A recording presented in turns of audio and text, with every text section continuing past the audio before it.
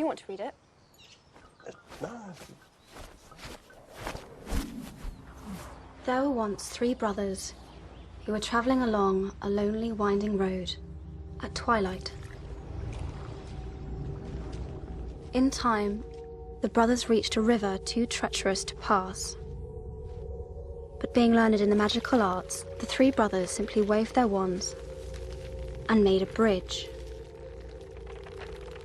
Before they could cross, however, they found their path blocked by a hooded figure. It was Death, and he felt cheated. Cheated because travelers would normally drown in the river, but Death was cunning. He pretended to congratulate the 3 brothers on their magic, and said that each had earned a prize for having been clever enough to evade him. The oldest asked for a wand more powerful than any in existence, so Death fashioned him one from an elder tree that stood nearby. The second brother decided he wanted to humiliate Death even further, and asked for the power to recall loved ones from the grave. So Death plucked a stone from the river and offered it to him. Finally, Death turned to the third brother. A humble man, he asked for something that would allow him to go forth from that place without being followed by Death.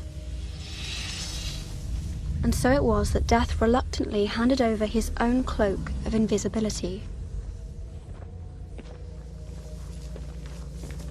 The first brother traveled to a distant village, where with the Elder Wand in hand, he killed a wizard with whom he had once quarreled. Drunk with the power that the Elder Wand had given him, he bragged of his invincibility.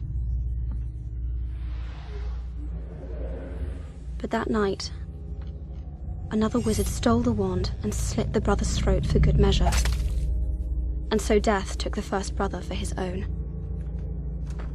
The second brother journeyed to his home, where he took the stone and turned it thrice in hand.